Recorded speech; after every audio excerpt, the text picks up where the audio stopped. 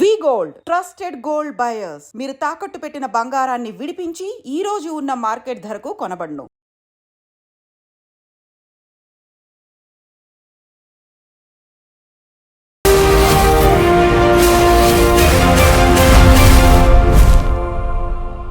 నమస్తే, welcome to I dream social spotlight with కవిత.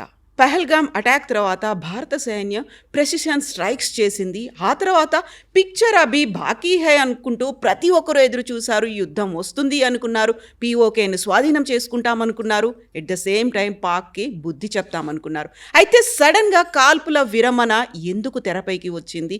ఆ తర్వాత ఏం జరిగింది? విరమణ ఒప్పందం వెనక అమెరికా, ట్రంప్ ఏమైనా ఉన్నారా? నెక్స్ట్ జరగబోయేటువంటి పరిణామాలు ఎలా ఉండబోతున్నాయి? భారత స్ట్రాటజీ ఏంటి? మోదీ మైండ్లో ఏముంది? బోల్డ్ అన్ని క్వశ్చన్స్ ఉన్నాయి. వీటి గురించి మాట్లాడుకుందాం. మనతో పాటుగా ఉన్నారు senior journalist and analyst Suresh Kochattil గారు. సురేష్ గారు నమస్తే అండి, ఎలా ఉన్నారు మీరు? సో ఆఫ్టర్ దిస్ ఒక కాన్ఫ్లిక్ట్ అనేది డెవలప్ అయింది, బోల్డ్ అంత యుద్ధం జరుగుతుంది అనేటువంటి ఒక అట్మాస్ఫియర్ వచ్చింది. పిక్చర్ అభి బాకీ హై అనేది Manoj Naravane ex army chief tweet చేసిన తర్వాత ఏదో జరుగుతోంది అనేటువంటి అంచనాలు, ఊహలు అండ్ కీబోర్డ్లోనే యుద్ధం చేసేవాళ్ళు చాలామంది పెరిగారు కదా. సడన్గా అందరికీ ఒక పాజ్ అంటారా, ఫుల్ స్టాప్ అంటారా, కామా, బ్రేక్, ఏం జరిగింది అక్కడ? ఒక యుద్ధం అంటే ఎండ్ దాకా నడవదండి, నడుస్తూనే పోతుంది. మనం యుక్రెయిన్ రష్యా వార్ చూస్తున్నాం. అక్కడ తప్పేం జరిగిందంటే ఒక ఎండ్ గేమ్ లేదు. అంటే మేము ఇంత టెరిటరీ ఆక్యుపై చేసుకున్న తర్వాత మేము ఆపేస్తామని రష్యా చెప్పట్లేదు. యుక్రెయిన్ ఏమో మేము అందరి దగ్గర ఆయుధాలు తీసుకొని మిమ్మల్ని రష్యాని కొడతాం, మేము కూడా ఆపేస్తాం ఎక్కడని చెప్పట్లేదు. ఇక్కడ ఆల్మోస్ట్ 1,500,000 మంది చనిపోయారు సోల్జర్స్, అక్కడ కూడా 1,500,000 మంది చనిపోయారు. ఎంటైర్ జనరేషన్ పోయింది రష్యాలో కానీ యుక్రెయిన్లో కానీ. ఒక్కొక్క ఫ్యామిలీ నుంచి 2-3 యంగ్స్టర్స్ చనిపోయారు ఈ వార్లో సోల్జర్స్గా. మీరు ఒక ఎండ్లెస్ వార్ పెట్టుకుంటే ఇట్లా నడుస్తుంది. మీరు ఈవెన్ వరల్డ్ వార్ చూడండి, దానికి ఒక ఎండింగ్ ఉండే. వరల్డ్ వార్ 1 కానీ వరల్డ్ వార్ 2 కానీ ఏ యుద్ధమైనా దానికి ఒక ఎండ్ పాయింట్ ఉంటుంది. ఫస్ట్ ఆఫ్ ఆల్ ఒక ఆబ్జెక్టివ్ ఉంటుంది, దేనికి యుద్ధానికి వెళ్తున్నాం. In this case it was not a war, it was a limited action. మనం ఏం చెప్పామంటే మా పహల్గామ్లో చేసిన టెర్రరిస్ట్ అటాక్ చేసిన వాళ్ళ మీద మేము దాడి చేస్తాం. So it can be any camps in either PoK or Pakistan. Limited objective ఉండే మన దగ్గర. సో మనం we attacked those camps, destroyed them totally. Pakistan ఏం చేయాలి అప్పుడు? మన దగ్గర ఉన్న టెర్రరిస్ట్ క్యాంప్ మీద అటాక్ చేయాలి, కానీ మన దగ్గర టెర్రరిస్ట్ క్యాంప్స్ లేవు కదా. సో వాళ్ళు ఏం చేశారు, మన మీద ఉన్న సివిలియన్ ఏరియాస్ కానివ్వండి, మిలిటరీ బేసెస్ మీద దాడి చేయడం మొదలుపెట్టారు. డ్రోన్లు వాడారు, మిసైల్ వాడారు, అన్నీ వాడారు. అండ్ అమేజింగ్లీ వెల్ మన డిఫెన్స్ మెకానిజం చాలా బాగా పనిచేసింది. మీరు చూసుంటారు, ఫస్ట్ టైం మనం బ్యాటిల్ టెస్ట్ చేసాం చాలా ప్రోడక్ట్స్ని.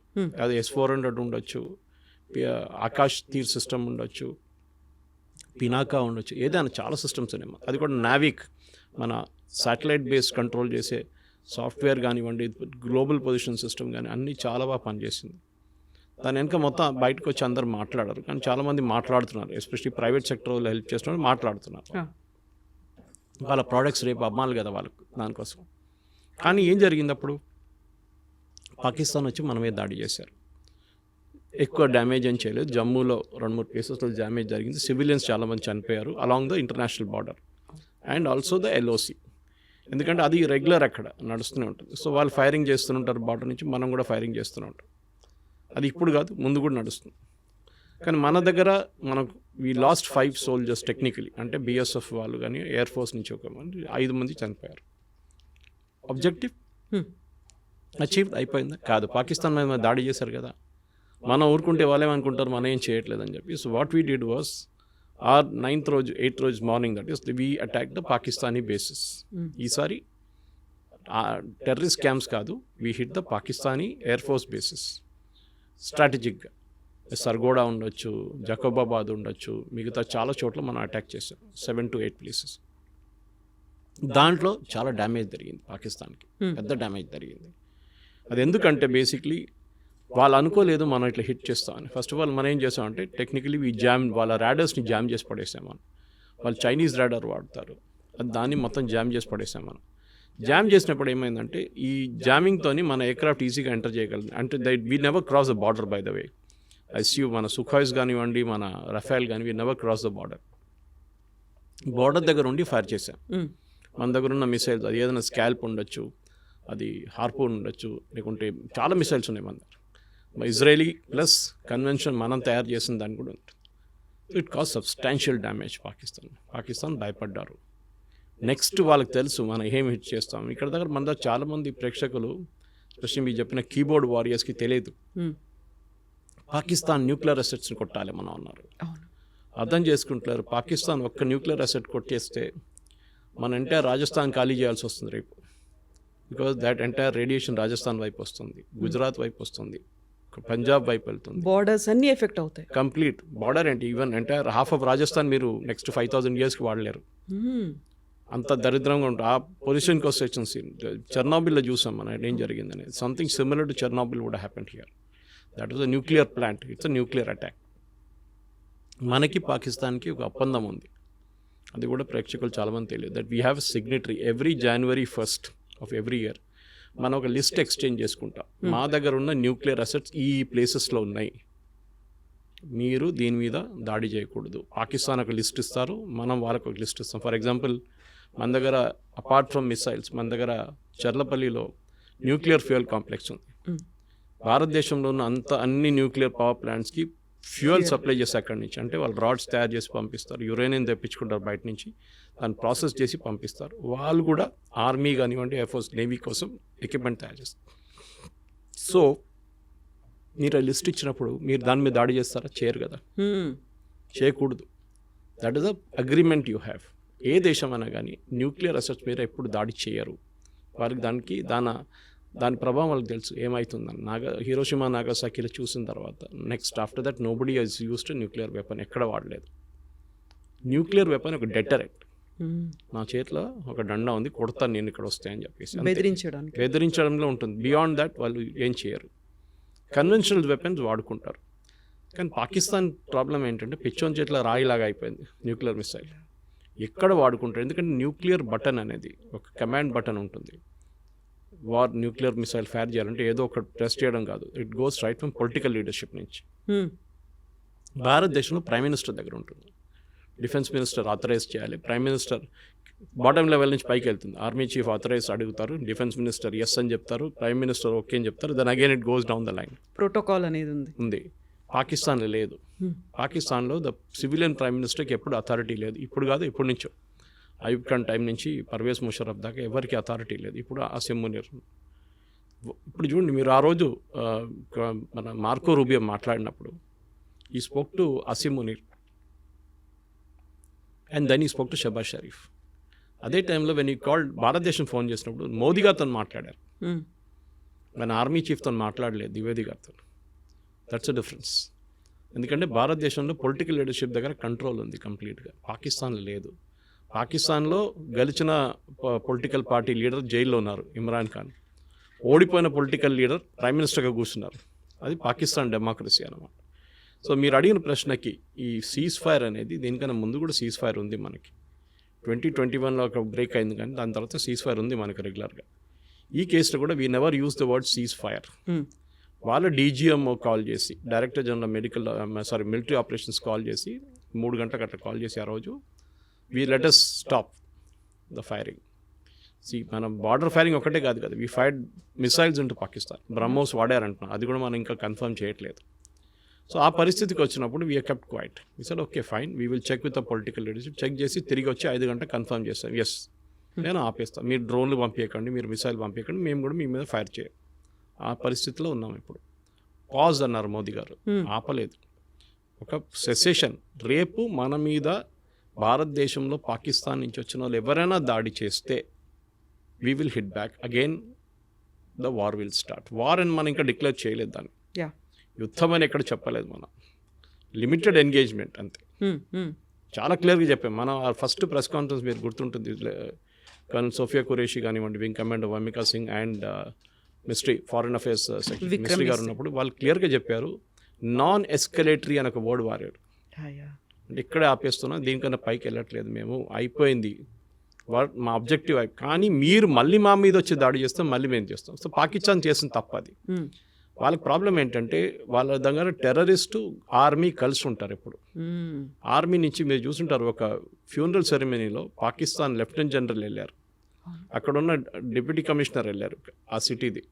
ఎందుకు వెళ్ళారు? One of the terrorist killed was a senior army officer.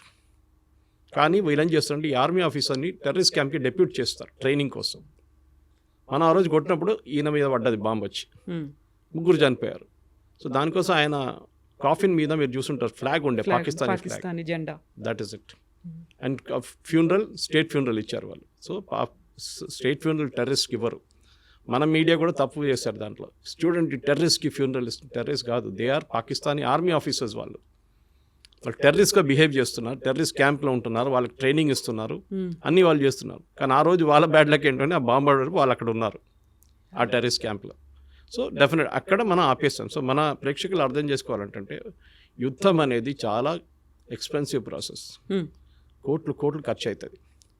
ఒక SU-400 నుంచి ఒక మిసైల్ ఫైర్ చేస్తే మనకి ఎన్ని $500,000 పోతుందా, $1 million పోతుందా, లేకుంటే ఎన్ని కోట్లు, 10 కోట్లు పోతుందా, 15 కోట్లు పోతుందా అని చూడాలి. మనం ఏదో ఫ్రీగా కాదు కదా. మనం ఒక్కొక్కసారి రష్యా దగ్గర తెప్పించుకుంటే దాని ఎక్విప్మెంట్ మనం మొత్తం 5 దానికి $5.2 billion కట్టాం మనం. దాంట్లో బ్యాటరీస్ 45,000 కోట్లు దాకా బ్యాటరీస్, ఫైర్ చేసే బ్యాటరీస్ ఉండొచ్చు ఏదైనా. ఇప్పుడు మీరు ఇజ్రాయలీ ఐరన్ డోమ్ చూడండి. ఐరన్ డోమ్ నుంచి ఫైర్ చేసిన ఒక మిసైల్కి cost is $1 million. Incoming missile అది $20,000 కూడా ఉండదు. కానీ డిస్ట్రాయ్ చేయడానికి ఇంకా ఎక్కువ కాస్ట్ పెట్టాల్సి వస్తుంది. సో మనం దానికన్నా ఆకాష్ తీర్ వాడాం. It's lesser cost. ఇప్పుడు కొత్త టెక్నాలజీలో ఈవెన్ ఇజ్రాయెల్ టెస్ట్ చేస్తున్నారు, మనం కూడా టెస్ట్ చేస్తున్నాం. లేజర్ వాడుకుంటున్నాం. అంటే మీకు ఫిజికల్గా ఏం ఫైర్ చేయట్లేదు, లేజర్తో డిస్ట్రాయ్ చేస్తున్నారు దాన్ని, ఇన్కమింగ్ మిసైల్. సో కాల్పు విరమణ అనేది ఇట్స్ అ ప్రాసెస్. మోదీ గారు చెప్పిన దాని ప్రకారం ఇక్కడైనా ఇప్పటి నుంచి మన మీద దాడి చేస్తే, పాకిస్తాన్ నుంచి వచ్చిన తీవ్రవాదులు మన దగ్గర వచ్చి కాశ్మీర్ కానివ్వండి మిగతా ఎక్కడైనా వచ్చి దాడి చేస్తే we will start again. So ఒక భయం, దీనికన్నా ముందు ఈ భయం లేకుండే పాకిస్తాన్కి. ఇప్పుడు వాళ్ళు చేస్తారా? చేయరు. ఎందుకంటే వాళ్ళకి తెలుసు మన కాల్పు విరమణ చేసింది ఈ కండిషన్ మీద. ఇది వైలేట్ చేస్తే మళ్ళీ మేము స్టార్ట్ చేసేస్తాం, మళ్ళీ మమ్మల్ని తప్పు పట్టకండి. This is what it is. So మెచ్యూర్గా ఎందుకంటే ఈ జనరేషన్ అసలు యుద్ధం అని చూడలేదు. 71లో ఐ వాజ్ ఇన్ స్కూల్. మనం కూడా చూడలేదు హైదరాబాద్లో యుద్ధం అనేది. జరిగింది బంగ్లాదేశ్లో, మళ్ళీ హర్యానా, పంజాబ్, రాజస్థాన్, గుజరాత్, కాశ్మీర్.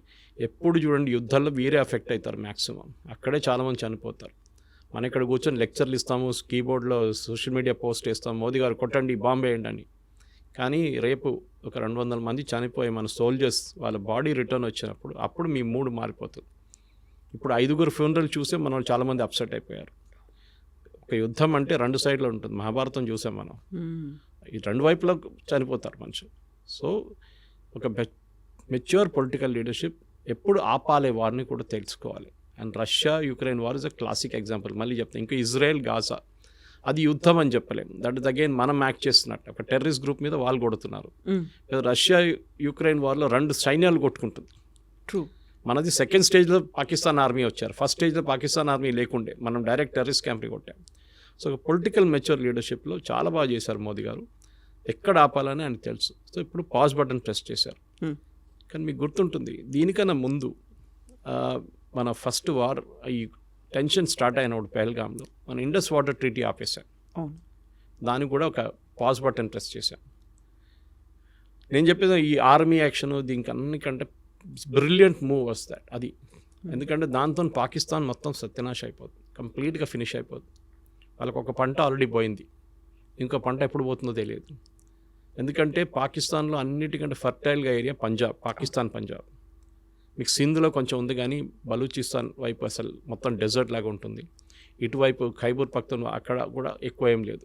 సో ఉన్నదంతా ఇక్కడే పంజాబ్లో. పాకిస్తానీ పంజాబ్ చాలా ఫర్టైల్, మన దగ్గర లాగానే, మన పంజాబ్ లాగా. అక్కడ వాళ్ళకి నీళ్ళు రాకపోతే వాళ్ళు కంప్లీట్, వాళ్ళు అసలు ఇప్పుడే ఏం లేదు తినడానికి, ఆట లేదు, ఏం లేదు, వాళ్ళు కొట్టుకుంటున్నారు అక్కడ. అసలు వాళ్ళు కంప్లీట్గా డిస్ట్రాయ్ అయిపోతారు. దానికోసం మీకు గుర్తుంటుంది, గుర్తు చేయండి, ఈ స్టార్ట్ చేసినప్పుడు ఏమన్నారు, నీళ్ళు ఆపేస్తే అది యుద్ధం అన్నారు. అక్కడ అంతా వాళ్ళకి తెలుసు అది ఇంపాక్ట్ అంటే. ఇప్పుడు అడుగుతున్నారు, రిక్వెస్ట్ చేస్తున్నారు ఇండియన్ గవర్నమెంట్ మనం నెగోషియేట్ చేద్దాం. ఎందుకంటే 1960లో సైన్ చేసిన అగ్రిమెంట్ ఇది. అప్పుడు మనం 80% నీళ్ళు వాళ్ళకి ఇస్తున్నాం అని చెప్పి అగ్రిమెంట్ సైన్ చేసుకుని చాలా పెద్ద తప్పు అది. Now that mistake has been corrected. మన పాపులేషన్ మారిపోయింది, మాకు కూడా దానికి రైట్స్ ఉన్నాయి. ఎందుకు లేదు? నేను if you see the river, నేను లే లదాఖ్ వెళ్ళినప్పుడు చూశాను, చాలా బాగుంటుంది, బ్యూటిఫుల్ ఉంటుంది, డెసలేట్. అక్కడ టిబెట్ నుంచి వస్తుంది, అది వచ్చి ఇండస్ రివర్ మెయిన్ సిస్టమ్ అక్కడ. అది కాకుండా మనకు 3 వెస్టర్న్ ఫ్లోయింగ్ రివర్స్ ఉంది including Indus, 3 eastern flowing rivers through Punjab. So Indus, Beas, Sutlej, Yamuna అన్నీ that is the continuous link అన్నమాట. మనం నీళ్ళు ఇప్పుడు ట్యాప్ లాగా ఆఫ్ చేయలేము దాన్ని, ఇండస్ని. It's a big system. కానీ ఈ యుద్ధంలో ఐ థింక్ లిమిటెడ్ ఆబ్జెక్టివ్స్ ఏమేమి ఉన్నా మన అన్ని సెకండ్ మనం వ్యాలిడేట్ చేసుకున్నాం మన ఎక్విప్మెంట్ ఎట్లా పనిచేస్తుంది అని. ఈ యుద్ధంలో మీరు ఎక్కడైనా సోల్జర్స్ తుపాకీలు తీసుకొని అక్కడ పరిగెత్తడం చూసారా అటువైపు, లేకుంటే ట్యాంకులు వెళ్తాం చూసారా?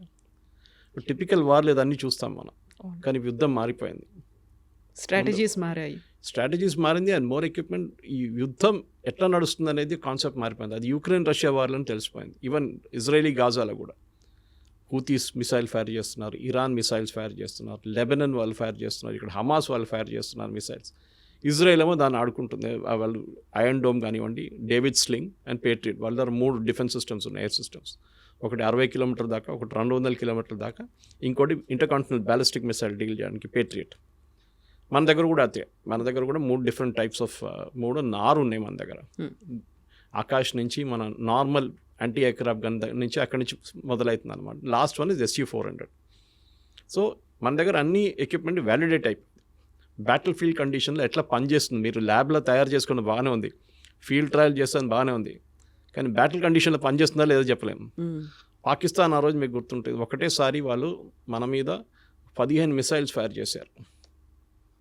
S400 చెప్పచ్చు. S400కి ఒకటేసారి they can up to 300 missiles tackle చేయొచ్చు, ఏ సోర్స్ నుంచి ఎక్కడి నుంచి వస్తాయి కూడా.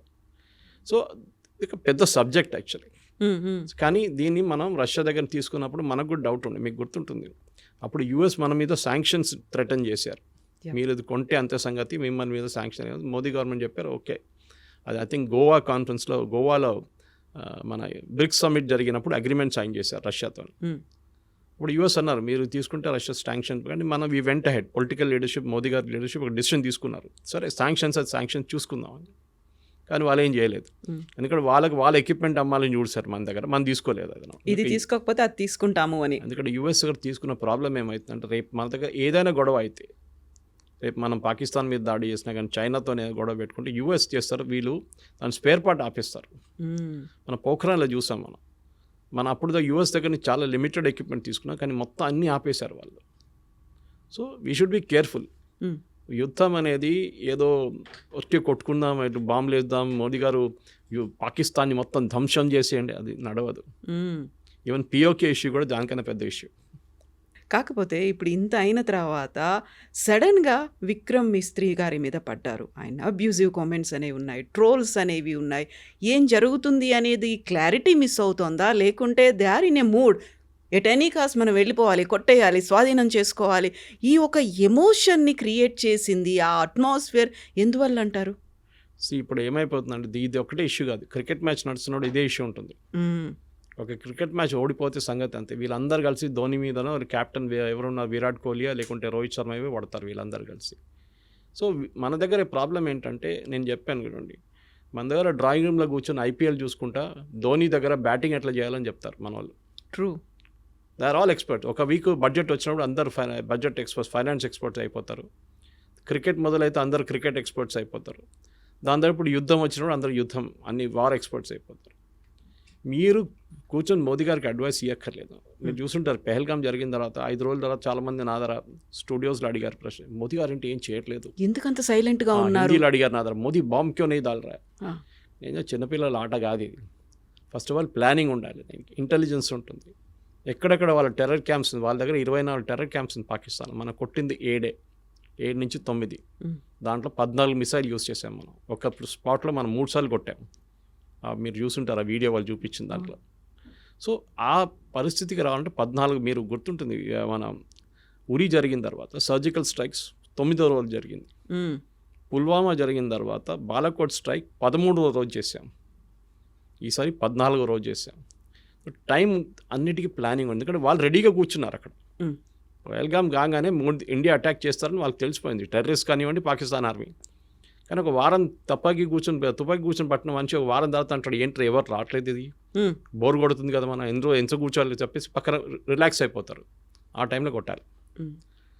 That is very important. Sun Tzu అని చెప్పి చైనీస్ ఫిలాసఫర్ ఉన్నారు, చాలా ఫేమస్, మీరు చదువుంటారు. ఆర్ట్ ఆఫ్ వార్ అని ఒక బుక్ రాశారు. దాంట్లో ఈ always says you should catch the enemy unprepared. చాలా ఇంపార్టెంట్. ప్రిపేర్డ్ ఉన్నప్పుడు మనం మిసైల్ ఫైర్ చేస్తే వాళ్ళు ఫైర్ చేస్తారు, మనకేం అడ్వాంటేజ్? మళ్ళీ మన మీద ధ్వంసం ఎక్కువైపోతుంది. సో వాళ్ళు ఈ షుడ్ మొత్తం ప్లానింగ్ చేసుకున్న తర్వాత, డీటెయిల్ ఇంటెలిజెన్స్ వచ్చిన తర్వాత మనం కరెక్ట్గా హిట్ చేసాం. వాళ్ళు కూడా అడ్మిట్ చేస్తున్నారు ఇంతమంది చనిపోయారని చెప్పి. ఒక ప్లేస్లో అయితే ఏదో మస్జిద్ లోపల మహిళలు పిల్లలు అందరు చనిపోయారన్నారు. రాత్రి 1 గంటకు ఈ మహిళలు పిల్లలు మస్జిద్ లోపల ఏం చేస్తున్నారండి? ఎందుకున్నారు అక్కడ? అక్కడే మీకు క్వశ్చన్ వచ్చేది. ఇట్ వాజ్ నాట్ ఎ మస్జిద్. మస్జిద్ పేరు పెట్టుకున్నారు అంతే. అది ప్లేస్ చూడండి. అది ఇప్పుడు మీరు గూగుల్కి వెళ్ళి ఆ మస్జిద్ పేరు కొడితే పర్మనెంట్లీ క్లోజ్డ్ అని వస్తుంది. సో మొన్న కూడా పాకిస్తాన్ చీఫ్ ప్రైమ్ మినిస్టర్ వెళ్ళి మేము మళ్ళీ మస్జిద్ని కట్టేస్తాం మళ్ళీ మొత్తం. అంటే వచ్చిన ఫండ్స్ IMF దగ్గర నుంచి ఫండ్ దీనికి వాడుకుంటారు వాళ్ళిగా. మనకు ప్రాబ్లం లేదు, వాళ్ళు ఏమని చేసుకోవచ్చు. ప్రాబ్లం ఈజ్ పాకిస్తాన్ ఆర్మీకి సర్వైవ్ చేయడానికి టెర్రరిజం కావాలి వాళ్ళకి. ఇప్పుడు కాదు, 35 సంవత్సరాల నుంచి చేస్తున్న పని వాళ్ళది. ఆఫ్ఘనిస్తాన్లో టెర్రరిస్ట్ని తయారు చేయడం, ఫస్ట్ ఐసిస్, దాని తర్వాత Al-Qaeda, first Taliban, Al-Qaeda, ISIS, దాని తర్వాత మొత్తం ధ్వంసం అయిన తర్వాత ఇప్పుడు తాలిబాన్ టేక్ ఓవర్ చేసుకున్నారు ఆఫ్ఘనిస్తాన్. సోవియట్స్ పారిపోయారు, మరి తర్వాత US పారిపోయారు, NATO పారిపోయారు. ఇప్పుడు ఎక్కడ పంపించాలి టెర్రరిస్ట్ అంతని? ఎక్కడో వాడుకోవాలి కదా. నేను ఎప్పుడు దీన్ని భస్మాసుర్ ఎఫెక్ట్ అని చెప్తాను. దీన్ని భస్మాసుర్కి వరం ఇచ్చిన తర్వాత టెస్ట్ చేయడానికి శివ భగవాన్ తల మీద పెడదాం అనుకున్నారు. పాకిస్తాన్ సంగతి అంతే. ఇప్పుడు పాకిస్తాన్ తల మీద తేరికా తాలిబాన్ వచ్చి కొడుతున్నారు, అటువైపు నుంచి బలూచిస్తాన్ వాళ్ళు కొడుతున్నారు, ఇటువైపు టెర్రరిస్ట్ కూర్చున్నారు. వాళ్ళు అంటున్నారు మన ఇండియాకి పోకపోతే మేమేం చేయాలంటున్నారు. ఏం పని ఉంది మాకు ఇక్కడ అని. సో దే ఆర్ సర్వైవింగ్ దానికోసం. చూడండి, పాకిస్తాన్ ఆర్మీ, పాకిస్తాన్ పొలిటీషియన్స్ అందరూ వచ్చేది పంజాబ్ నుంచి, పంజాబ్ నుంచి 90%. ఒక ఎక్సెప్షన్ ఇమ్రాన్ ఖాన్ అట్లాంటి వాళ్ళు ఉండొచ్చు, కానీ మిగతా అందరూ అక్కడి నుంచి వస్తారు. వీళ్ళకి మాఫియా, వాళ్ళు అక్కడే ఎన్షూర్ చేసుకుంటారు. ఈ ఏరియా నుంచి వచ్చిన వాళ్ళే. మీరు ఎప్పుడైనా ఖైబర్ పఖ్తూన్వా లేకుంటే బలూచిస్తాన్ నుంచి ఒక ప్రధానమంత్రి, ఒక ఆర్మీ చీఫ్ పేరు విన్నారా? ఎప్పుడు లేదు. వీళ్ళు అక్కడి నుంచి ఉంటారు. సో వీళ్ళని మనం ఈసారి కొట్టినప్పుడు భావాల్పూర్ కొట్టాం మనం, which was a very emotional hit for them. ఎందుకంటే వాళ్ళు ఎప్పుడు అనుకోలేదు మనం కొడతామని. పాకిస్తాన్ వైపు, అది కూడా పాకిస్తాన్ పంజాబ్లో అటాక్ చేయడం అని చాలా, వాళ్ళు ఎప్పుడు వాళ్ళ డ్రీమ్స్లో కూడా కళ్ళు కూడా రాదు వాళ్ళకి. కొట్టాం మనం. అదొక సైకలాజికల్ బ్లో ఉండేవారు. దాని తర్వాత మీకు తెలుసు రెస్ట్ ఆల్ ఈజ్ హిస్టరీ అని చెప్పేటట్లు మనం చాలా కొట్టాం. దాని తర్వాత వాళ్ళు వచ్చి మన దగ్గర మనం విరామణ చేసుకుందాం, మనకు ఇప్పుడు ఒక ఒప్పందం లాగా చేసుకుని, ఒప్పందం ఎక్కడ సైన్ చేయలేదు. We are not signed any agreement. కానీ ఇప్పటికీ ఒక స్టేల్మేట్. ఇప్పుడేం లేదు, ఒక టైమ్అవుట్ అంటారు ఫుట్బాల్లో, టైమ్అవుట్ తీసుకున్నాం. అది 5 నిమిషాలు ఉండొచ్చు, 5 రోజులు ఉండొచ్చు, 5 నెలలు ఉండొచ్చు, 5 సంవత్సరాలు ఉండొచ్చు. ఏ రోజు మన మీద నెక్స్ట్ దాడి జరిగిందో ఆ రోజు మనం వి విల్ హిట్ బ్యాక్. ఇప్పుడు పహల్గామ్ జరిగి ఆల్మోస్ట్ 1 నెల కాబోతుంది. మీరు చూడండి, ఒక్క అటాక్ కూడా మనమే జరగలేదు. జరిగితే Modiji will give next authorisation, కొట్టండి ఈసారి అని చెప్పేసి. ఆల్రెడీ వాళ్ళ చాలా మటుకు ధ్వంసం చేస్తాం, వాళ్ళ ఎవాక్స్ని ధ్వంసం చేస్తాం, వాళ్ళ ఫైటర్ ఎయిర్క్రాఫ్ట్ని ధ్వంసం. వాళ్ళు కూడా చాలా మటుకు కాంట్రవర్సీ క్రియేట్ చేశారు. మేము రఫాల్ 5 రఫాల్, 1 రఫాల్, 3 సుఖాయిలు, 2 మిగ్లు కొట్టుపడేస్తామని చెప్పేసి. నిన్ననే government of India detailed statement ఒకటి ఇష్యూ చేశారు through press information bureau. And వాళ్ళ లాంగ్వేజ్లో ఒక ఎయిర్క్రాఫ్ట్ అంటే అసెట్ అంటారు దాన్ని. All our assets are intact అని చెప్పి పెద్దగా సపరేట్గా ఇచ్చారు వాళ్ళకి బాక్స్ లైన్లో. మనది ఒక్క ఎయిర్క్రాఫ్ట్ కూడా పోలేదు, ఒక ఎయిర్ఫీల్డ్ కూడా అటాక్ కాలేదు. దానికోసం మీరు చూసుంటారు, మోదీ గారు కాగానే, ఈ సీజ్ ఫైర్ కాగానే మోదీ గారు ఫస్ట్ విజిట్ ఆదంపూర్కి వెళ్ళారు. Adampur second biggest air force base మనది. ఎందుకు వెళ్ళారంటే వీళ్ళని చెప్పారు, మేము ఆదంపూర్ మీద మిసైల్ కొట్టాం పాకిస్తాన్ వాళ్ళు అన్నారు, మొత్తం ధ్వంసం చేసాం, అక్కడ SU-400ని ధ్వంసం చేసి అక్కడ ఫైటర్ ఎయిర్క్రాఫ్ట్ అని పోయిందని. మోదీ గారు వెళ్ళి నిలబడి, ఆప్టిక్స్ అంటారు మన ఇంగ్లీష్లో, లెఫ్ట్ షోల్డర్ మీద SU-400, రైట్లో ఒక మిగ్ నిలబడింది, MiG-29. That is optics. Modi గారు వచ్చింది ఆయన నార్మల్ ఎయిర్క్రాఫ్ట్లో కాదు, మిలిటరీ ఎయిర్క్రాఫ్ట్లో ల్యాండ్ అయ్యారు. అంటే runways working, systems are working, లేకుంటే ల్యాండ్ గారు. అదే టైంలో Pakistan army chief, Pakistan prime minister మొన్న ఏదో వాళ్ళ బేస్కి వెళ్ళారు. ఎయిర్ ఫోర్స్ బేస్కి వెళ్ళలేదు, ఆర్మీ బేస్కి వెళ్ళారు. అది కూడా ఎట్లా వెళ్ళారు? కార్లో జీప్లో వెళ్ళారు. దట్ మీన్స్ వాళ్ళ దగ్గర ఉన్న ఎయిర్ ఫోర్స్ బేస్ ధ్వంసం అయిపోయింది, అక్కడ ల్యాండ్ చేయలేమని చెప్పి చాలా క్లారిటీ వచ్చేస్తున్నారు. సో యుద్ధం అనేది మన వాళ్ళు కూడా దే షుడ్ అలౌ పొలిటికల్ ఎస్టాబ్లిష్మెంట్ని వాళ్ళ పని చేయనియండి, వాళ్ళకి తెలిసి ఏం చేయాలని చెప్పి. విక్రమ్ మిస్త్రీ గారి మీద చేసిన దాడి ఐ థింక్ మన దేశంలో ఒక కల్చర్ అయిపోయింది. ఎవరైనా మీ ఒపీనియన్కి వ్యతిరేకంగా ఏమైనా చెప్పారంటే వాళ్ళ మీద ట్రోల్ చేస్తారు. He is only a messenger. ఆయన ఒక స్టేట్మెంట్ తీసుకొచ్చి చెప్పారు అంతే. ఆయన కాదు డిసైడ్ చేసింది, పొలిటికల్ లీడర్షిప్ డిసైడ్ చేశారు. Is a messenger. ఇంగ్లీష్లో అంటారు ఇప్పుడు డోంట్ షూట్ ద మెసెంజర్ అని. మనం చేసిన పని అది.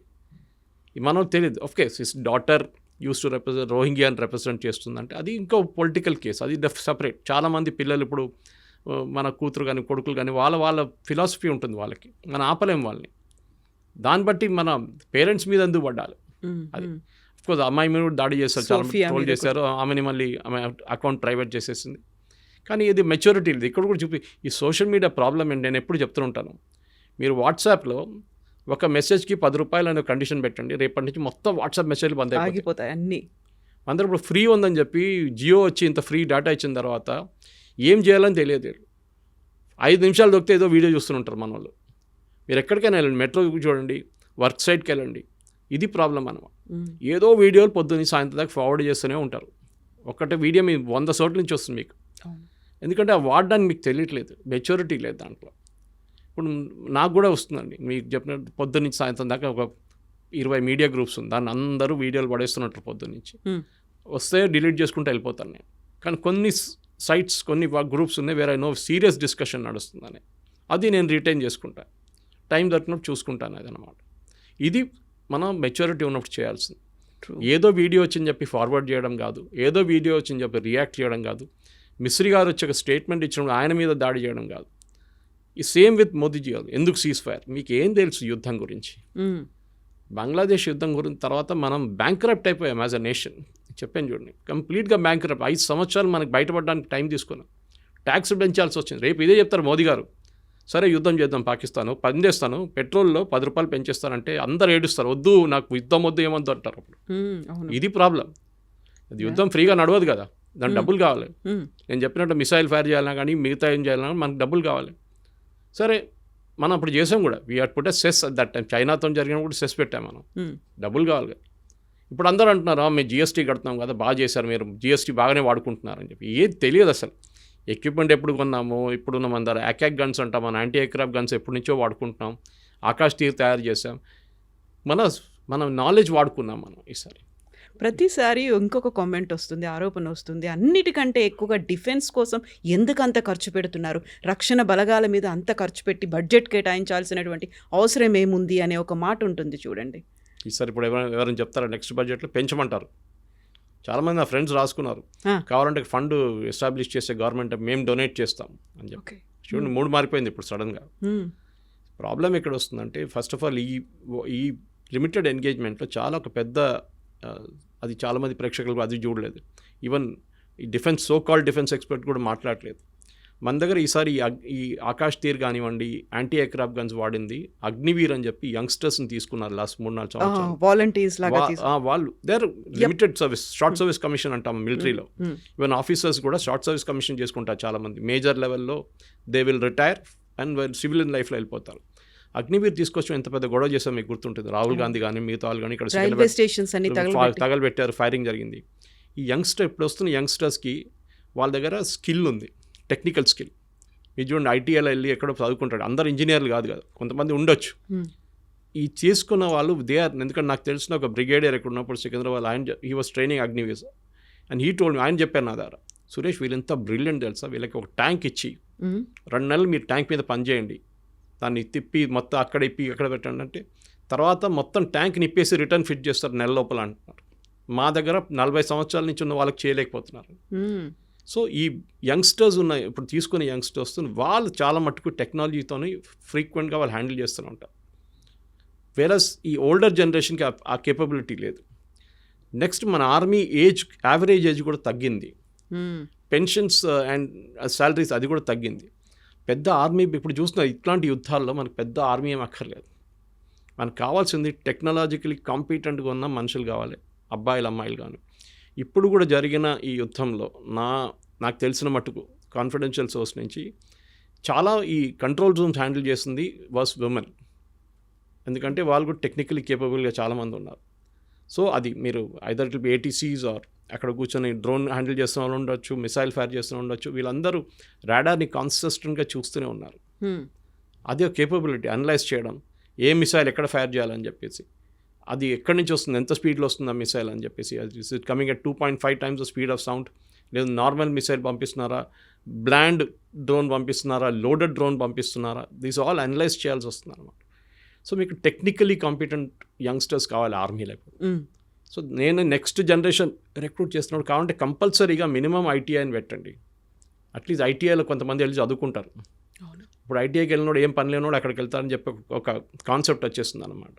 అది కాకుండా ఇప్పుడు ఇట్లా చూపిస్తే కొత్తగా ట్రైనింగ్, ఆర్మీ వాళ్ళు కూడా వాళ్ళ ఎక్విప్మెంట్ ఇచ్చి ట్రైనింగ్ చేపిస్తే ఐటీఐలో రెడీమేడ్గా వాళ్ళకి ప్రోడక్ట్స్ దొరుకుతారు, వాళ్ళకి ఒక టాలెంట్ వచ్చేస్తుంది, మ్యాన్ పవర్ వచ్చేస్తుంది వాళ్ళకి. ఇది జరగాలి. సో ఫ్యూచర్ ఆఫ్ వార్ఫేర్ అనేది ట్యాంకులు కాదు, ఉంటుంది ట్యాంక్ లేదని చెప్పట్లేదు, ఈవెన్ సోల్జర్స్, ఇన్ఫెంట్రీ కాదు, ఉండొచ్చు, అది కూడా ఉంటుంది, ఇన్ఫెంట్రీ యూస్ ఇన్ఫెంట్రీకి ఉంటుంది. కానీ మనం జాగ్రఫీ కోసం వెళ్ళట్లేదు. రష్యా యుక్రెయిన్ జాగ్రఫీ కోసం కొట్టుకుంటున్నారు. మాకు మేము 100 kilometers గుంజుకుంటాం మీ దగ్గర నుంచి, వీళ్ళేమో మేము దగ్గర నుంచి 100 kilometers గుంజుకుంటాం. మనకు ఆ ప్రాబ్లమే లేదు. మీరు పిఓకే గురించి రెఫరెన్స్ చెప్పారు ఒకసారి. పిఓకే తీసుకోవడం చాలా ఈజీ, మాట్లాడడం again drawing room situation. PoK గుంజుకుందాం మనం.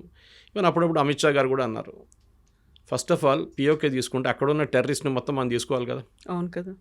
అక్కడున్న ముస్లిం పాపులేషన్ మనతో వాడారు, వాళ్ళు పాకిస్తాన్ వాళ్ళు మన దగ్గరికి ఎందుకు వస్తారండి? ఆ కల్చర్ డిఫరెంట్గా ఉంది. కల్చర్ ఒకటే కాదు, ఇప్పుడు మీరు రేపు వెళ్ళి నేను బంగ్లాదేశ్ కాన్కర్ చేస్తాను అంటే బంగ్లాదేశ్ వాళ్ళు ఎందుకు వస్తారు భారతదేశంతో? రారు.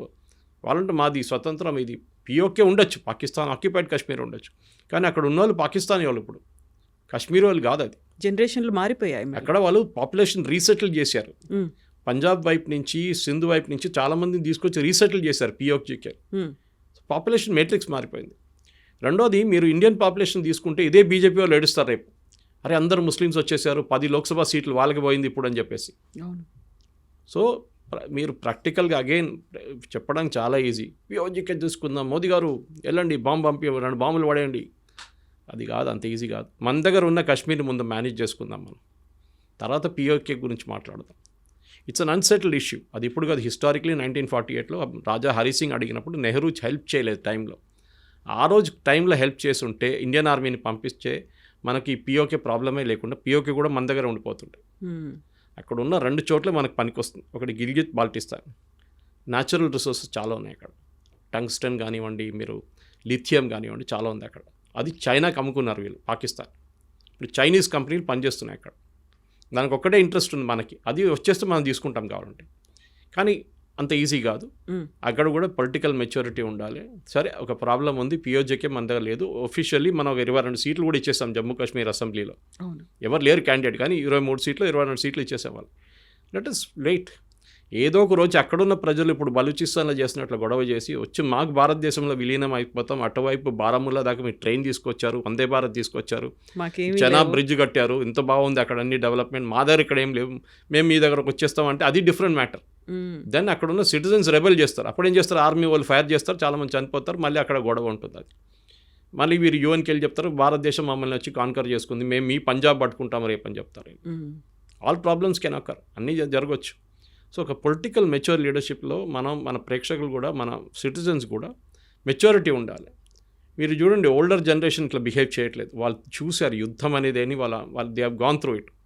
నిన్ననే ఒక ట్వీట్ చూశాను, మా ఫ్రెండ్ ఎవరో పంపించారు. అది వాళ్ళ గ్రాండ్ మదర్కి ఫోన్ చేసి, అమ్మ నానమ్మ చూసుకో, ఇది సైరన్స్ వస్తుంది, సైరన్స్ వస్తే భయపడకు, ఏం చేయాలో డ్రిల్ వాళ్ళు చెప్పిస్తారంటే, నువ్వేమి యుద్ధం చూసారా, నేను 3 యుద్ధాలు చూసాను, నీ కొత్తగా ఉండొచ్చు నాకు కాదని. So they have gone through it. So మనం కూడా రిలాక్స్గా ఇప్పుడు మనకు కావాల్సిన objective we should be more focus, మన ఎకానమీ గురించి ఫోకస్ చేసుకోవాలి ఎక్కువ, అక్కడున్న డెవలప్మెంట్ గురించి. ఆర్మీలో మీరు చెప్పినట్ల బడ్జెట్ చాలా మటుకు కేటాయించడం కొంచెం చేంజ్ చేయాల్సి వస్తుంది. ఇక్కడికి టెక్నాలజీ మీద, ఆయుధాలు కొనడం ఒక్కటే కాదు, టెక్నాలజీ మీద, లేటెస్ట్ టెక్నాలజీ. ఇక్కడ హైదరాబాద్లో ఉన్న కంపెనీ ఒక మిసైల్లో అక్కడ వెళ్ళి పడినప్పుడు మీరు చూస్తుంటారు, అనంత్ టెక్నాలజీస్ అని, వాళ్ళ ఈమెయిల్ ఐడి కూడా ఉండేది, అది పాకిస్తాన్లో చూపిస్తున్నారు, అక్కడ దాకా వెళ్ళి కొట్టామన్నమాట. సో మన దగ్గర ఉన్న చాలా ప్రైవేట్ సెక్టర్ కంపెనీస్ ఉన్నాయి. బెంగళూరులో కంపెనీ ఆ డ్రోన్స్ అని తయారు చేస్తుంది వాళ్ళే, suicide drones. So private sector చాలా మటుకు ఈ ఫీల్డ్లో వస్తున్నారు. HAL, BEL ఒకటే కాదు, ఇస్రో కాదు, వీళ్ళు కూడా వస్తున్నారు. సో వాళ్ళని కూడా తీసుకొని మన నెక్స్ట్ జనరేషన్ని ఒక స్మార్ట్ వార్ఫేర్ సిస్టమ్ తయారు చేయడానికి మనం ఉపయోగించుకోవాలన్నమాట. ఏదో ఇంజనీరింగ్ చేయడం కాదు, దిస్ షుడ్ బి ఏదో దేశానికి పనికి రావాలి, అది చాలా ఇంపార్టెంట్. సో బయలాటరల్ రిలేషన్స్కి సంబంధించి చూస్తే ఇప్పుడు ఒక పాజ్ చేశాము అంటే వెనకాల ట్రంప్ ఉన్నారు, అమెరికా ఒత్తిళ్లకు తలొగ్గాము అనేది ఒకదాంతో పాటుగా ఇక్కడ ఉన్నటువంటి టర్కీ, అజర్బైజాన్ పాకిస్తాన్కి హెల్ప్ చేస్తున్నాయి కాబట్టి వాళ్ళతో అన్నిటినీ మనం స్టాప్ చేసుకున్నాము అనేది. బయలాటరల్ రిలేషన్స్ని ఎలా మెయింటైన్ చేస్తున్నాం మనం ఫర్దర్గా? మనకి ఇదే కాదు, భవిష్యత్తులో కూడా ఈ దేశాల అవసరం ఎప్పుడో ఒకసారి పడుతూ ఉంటుంది కదా. వాళ్ళతో విన్ విన్ సిచ్యువేషన్ అంటే ఎలా ఉండాలంటారు? టర్కీ ప్రాబ్లం ఇప్పుడు కాదు, చాలా పాత ప్రాబ్లం. టర్కీ వాళ్ళది ఒక కాన్సెప్ట్ ఏంటంటే వాళ్ళు క్యాలిఫేట్ వాళ్ళే అంటున్నారు. అంటే ముస్లిం వరల్డ్ లీడర్షిప్ వాళ్ళు సౌదీ అరేబియా కాదని చెప్పి ఇప్పుడు కాదు, అది ఒటమన్ ఎంపైర్ పడ్డప్పుడు నుంచి ఉన్నది. ఒటమన్ ఎంపైర్ పడడానికి హైఫా కాంకరింగ్కి భారతదేశానికి ఒక కనెక్షన్ ఉంది. Indian army soldiers, British Indian army సోల్జర్సే ఇది చేశారనమాట అప్పుడు వెళ్ళి అక్కడ. సో ఇప్పుడున్న ఎర్దోగాన్ కాన్సెప్ట్ ఏంటంటే మేము లీడర్షిప్ అజ్యూమ్ చేసుకోవాలి, ఇస్లామిక్ వరల్డ్ మా చేతిలో ఉండాలి. సౌదీ అరేబియా ఇప్పుడు యూఎస్తో మాట్లాడుకుని చూడండి, వాళ్ళు అక్కడ డీల్ చేసుకుంటున్నారు వాళ్ళు. సో వీళ్ళు మెయిన్ థింగ్ వాళ్ళు ఏంటంటే ఇప్పుడు మనం టర్కీకి పొలిటికల్ ప్రాబ్లం, వాళ్ళకి ఇస్లామిక్ వరల్డ్ లీడర్షిప్ కావాలన్నమాట. మీరు మాట్లాడే అజర్బైజాన్ అది ఇంకో ప్రాబ్లం. వాళ్ళు ముస్లామిక్ కంట్రీ, అటువైపు అర్మీనియా ఉంది, క్రిస్టియన్ కంట్రీ. టెక్నికలీ మనం వాళ్ళని హెల్ప్ చేస్తున్నాం, మనం వాళ్ళకి డిఫెన్స్ ఎక్విప్మెంట్ పంపిస్తున్నాం, మనం వాళ్ళకి ట్రైనింగ్ ఇస్తున్నాం. తో అజర్బైజాన్కి పడట్లేదు. సో న్యాచురల్లీ వాళ్ళు పాకిస్తాన్ వైపు వెళ్ళిపోతున్నారు. వాళ్ళు పెద్ద గొడవ ఏం చేయలేరు, వాళ్ళ దగ్గర ఎక్కువ డిఫెన్స్ ఏం లేదు వాళ్ళ దగ్గర. వాళ్ళు పాత Soviet union, part of Soviet union breakup అయినప్పుడు వాళ్ళు సపరేట్గా వెళ్ళిపోయారు. కజాకిస్తాన్ కానివ్వండి, అర్మీనియా కానివ్వండి, యుక్రెయిన్ కానీ వీళ్ళందరూ. సో మనకి మెయిన్ వరీ టర్కీ ఉండాలి, కానీ టర్కీకి పొలిటికల్ లీడర్షిప్ మీద కొట్టుకుంటున్నారు. బట్ వాళ్ళ మ్యానుఫ్యాక్చరింగ్ బేస్ చాలా స్ట్రాంగ్. వాళ్ళు డ్రోన్ తయారు చేస్తారు, హమాస్ వాళ్ళకి సప్లై చేస్తారు, యుక్రెయిన్కి సప్లై చేస్తారు చాలా మటుకు. సో మనకి పాకిస్తాన్కి ఇచ్చినప్పుడు కూడా మనం చూసే ఈసారి పనికిరాలేదు, వాళ్ళ డ్రోన్లు ఏం పనికిరాలేదు, మనం కొట్టిపడేస్తాం మొత్తం అన్ని. So we need not worry. నడవేనండి, మనం ఎకనామిక్ బాయ్కాట్ ఇప్పుడు చేస్తున్నాం, ట్రావెల్ టూరిజం బంద్ చేసేస్తున్నాం, అదని చేస్తున్నాం. That is very useful. Universities tie up బంద్ చేసేస్తున్నాము. అది కాకుండా మెజగాన్ డాక్లో పెద్ద ఒక సబ్మెరీన్ క్యాన్ మ్యానుఫ్యాక్చరింగ్ టర్కీతో పెట్టుకున్నాం, అది క్యాన్సిల్ చేయబోతున్నాం. వాళ్ళ ఎయిర్లైన్ హ్యాండ్లింగ్ సిస్టమ్ చూసాం మనం, గ్రౌండ్ హ్యాండ్లింగ్ అది కూడా క్యాన్సిల్ చేసేసాం. సో టర్కీకి ఎక్కడో ఒకటి పడుతుంది ఇది, ఎందుకంటే పాకిస్తాన్ నుంచి వాళ్ళకి డబ్బులు ఏమి రావు, పాకిస్తాన్కి డబ్బులు ఇవ్వాల్సి వస్తుంది వాళ్ళు, ఎందుకంటే పాకిస్తాన్ దగ్గర ఏం లేవు డబ్బులు. సో అదొక పొలిటికల్ సిచ్యువేషన్. అప్పుడు నెక్స్ట్ ట్రంప్ గురించి అడిగారు మీరు. ట్రంప్ స్టేట్మెంట్ చూడండి, మారిపోయింది. నిన్న రాత్రి నేను యాక్చువల్లీ ఇన్వాల్వ్ కాలేదు, కానీ నేను కొంచెం హెల్ప్ చేశాను అట్లా అని చెప్పి. ట్రంప్ ఏం చూస్తున్నారంటే ఒక నోబెల్ ప్రైజ్ రావచ్చా నాకని చూస్తున్నారు, peace prize, Nobel peace prize. ఎందుకంటే దీనికన్నా ముందు ఇట్సాక్ రబీన్ అండ్ యసీర్ అరాఫాత్ చేసిన అగ్రిమెంట్, బిల్ క్లింటన్ వీళ్ళకి నోబెల్ ప్రైజ్ వచ్చింది కదా, నాకు కూడా రావాలని చెప్పేసి. కానీ రష్యాతో ట్రై చేశారు, రష్యా యుక్రెయిన్ వార్ ఎండ్ చేస్తే మేజర్ అచీవ్మెంట్ నాది, నేను రాగానే నెల లోపల నేను ఖతం చేసేస్తానన్నారు. కానీ రష్యా పట్టించుకోవట్లేదు, యుక్రెయిన్కి అసలు పని లేదు. ఇక్కడ భారతదేశం పాకిస్తాన్ వచ్చినప్పుడు చిన్న ఒక ఆపర్చునిటీ దొరికింది కదా, ఇది తీసుకుందాం అని చెప్పి హైజాక్ చేశారు దాన్ని. కానీ మళ్ళీ భారతదేశం డినై చేశారు, మనం డినై చేసాం. ఏం ట్రంప్ అసలు ఇన్వాల్వ్డే లేరు దీంట్లో, మార్కో రూబియో మాట్లాడే, ట్రంప్ ఎక్కడ రోల్లే లేరు.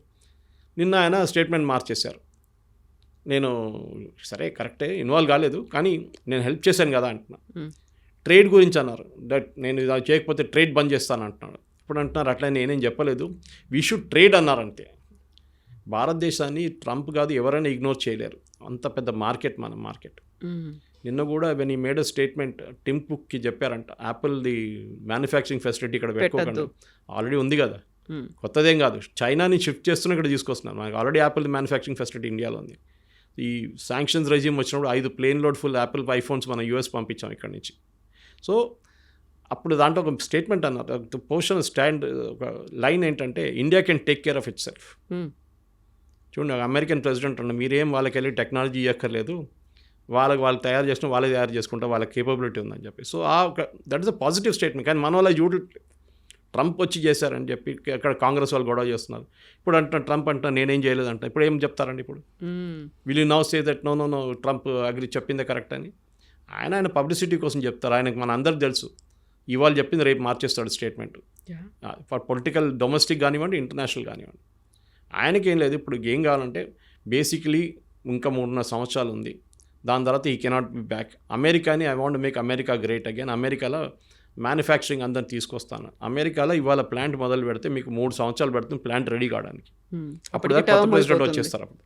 సో ట్రంప్ని పక్కన పెడతాం, is not involved in this, అందరికి తెలిసిపోయింది. కానీ మన ఏంటంటే మన దేశంలోనే పాకిస్తాన్ నవ్వుతున్నారు మన మీద, రాహుల్ గాంధీ వీడియోలు పెట్టి సిద్ధరామయ్య వీడియోలు పెట్టి మనం ఇంటర్నల్లీ మనం కొట్టుకుంటున్నాం. ఇది మనం ఇప్పుడు కాదు, చాలా సంవత్సరాల నుంచి, సెంచరీస్ నుంచి సేమ్ ప్రాబ్లం. మన దగ్గర మంగోల్స్ వచ్చారు, ఆఫ్ఘాన్స్ వచ్చారు, మొఘల్స్ వచ్చారు, బ్రిటిష్ వచ్చారు, పోర్చుగీస్, వీళ్ళందరూ వచ్చి ఇక్కడ పరిపాలించారు. వాళ్ళు ఎందుకు చేశారంటే మన వాళ్ళు యునైటెడ్ కలిగారు ఇక్కడ. మనం ఎప్పుడు కొట్టుకుంటాం, మనమే కొట్టుకుంటాం, రాజులు కొట్టుకుంటారు, బయట వాడు వచ్చి కూర్చున్నాడు ఇక్కడ. సో ఈ పరిస్థితుల్లో we should take care of our self, అంతే. యునైటెడ్గా ఉండాలి. కానీ మన దేశంలో డెమోక్రసీ కొంచెం ఎక్కువ అయిపోయింది. అప్పుడప్పుడు నాకు అనిపిస్తుంది ఏదో ఒక డిక్టేటర్షిప్ ఉంటే బాగుంటుంది. డిక్టేటర్షిప్ ఉండాల్సింది. ఇందిరాగాంధీ గారు చూసుంటారు, ఒక టైంలో షీ వాజ్ అ డిక్టేటర్. కానీ అప్పుడు పనిచేస్తున్న ట్రైన్లని టైంకి వస్తుండే, అన్నీ చేస్తుండే అప్పుడు ఆ టైం ఎమర్జెన్సీలు. But that is not ideal situation. కానీ పొలిటికల్, అగైన్ రాహుల్ గాంధీ లాంటి వాళ్ళకి పొలిటికల్ మెచ్యూరిటీ లేదు. ఖర్గే గారు ఏం మాట్లాడుతున్నా ఆయనకే తెలియదు. యూపీలో ములాయం సింగ్, మన అఖిలేష్ యాదవ్ ఏం మాట్లాడుతున్నా ఆయనకు తెలియదు. నేనేదో చెప్పారు, ఎయిర్ మార్షల్ భారతి గురించి స్టేట్మెంట్ ఇచ్చారు, ఆయన బ్రాహ్మణ్ అని చెప్పి. తర్వాత చూస్తే ఆయన is a Yadav. So these people have absolute caste base కొట్టుకుంటున్నారు, ప్రైవేట్ సెక్టర్ రిజర్వేషన్స్ అంటున్నారు. సో మనం బయట ఈ should not become a laughing stock అంటాం ఇంగ్లీష్లో. బయట వాళ్ళు మన మీద నవ్వకూడదు, ఏంట్రా వీళ్ళు ఇట్లా మాట్లాడుకుంటున్నారు. ఇజ్రాయెల్ చూడండి, వాళ్ళ మీద ఇంత పెద్ద October 7th అటాక్ జరిగిన తర్వాత కూడా వాళ్ళ మీద ఇంటెలిజెన్స్ ఫెయిలియర్ అది ఇదే మాట్లాడలేదు. తర్వాత చూసుకుందాం అదంతా. ముందు హమాస్ని ఖతం చేద్దాం. హెజ్బుల్లాని ఫినిష్ చేసేస్తారు, ఇక్కడ హమాస్ని ఫినిష్ చేస్తారు. That is the first priority. Opposition leader క్యాబినెట్లో కూర్చున్నారు, ఇక్కడేమో నాకు పార్లమెంట్ సెషన్ కావాలంటున్నారు. మోదీ గారు వచ్చి స్టేట్మెంట్ ఇస్తే ఏమైనా అయిపోతుంది అక్కడ, అన్నీ అయిపోతుంది, అన్ని ప్రాబ్లమ్స్ సార్ట్ అయిపోతుంది. రైట్ నౌ మనం అలర్ట్లో ఉన్నాం. వాళ్ళు ఎప్పుడైనా రిటర్న్ దాడి చేయవచ్చు, ఇంకో టెర్రరిస్ట్ అటాక్ జరగవచ్చు. Let us be careful. యునైటెడ్గా ఉండాలి. కానీ భారతదేశంలో యునైటెడ్గా ఉన్నది ఒక కాన్సెప్ట్ బహుశా ఇప్పుడు రాదు. We will never be united. మనం ఎప్పుడు డివైడ్ అయి ఉంటాం. అది క్యాస్ట్ బేసిస్ ఉండొచ్చు, రిలీజియన్ బేస్ ఏదైనా ఉండొచ్చు. సో ఇట్స్ అ ట్రాజడీ, కానీ ఏం చేయలేము అది. But at the same time ఒక 60% నుంచి 60% మంది ఆర్ మెచ్యూర్ ఇనఫ్. వాళ్ళు పొలిటికలీ మెచ్యూర్ ఉన్నారు. దానికోసం మీరు చూసుంటారు మోదీ గారిని 3 సార్లు గెలిపించారు. ఆ 33%, 34% population, they are good enough. వాళ్ళు కొంచెం మెచ్యూర్గా ఉన్నారు. వాళ్ళు ఉంటే భారతదేశం ఇంకా సేఫ్ హ్యాండ్స్లోనే ఉంటున్నారు.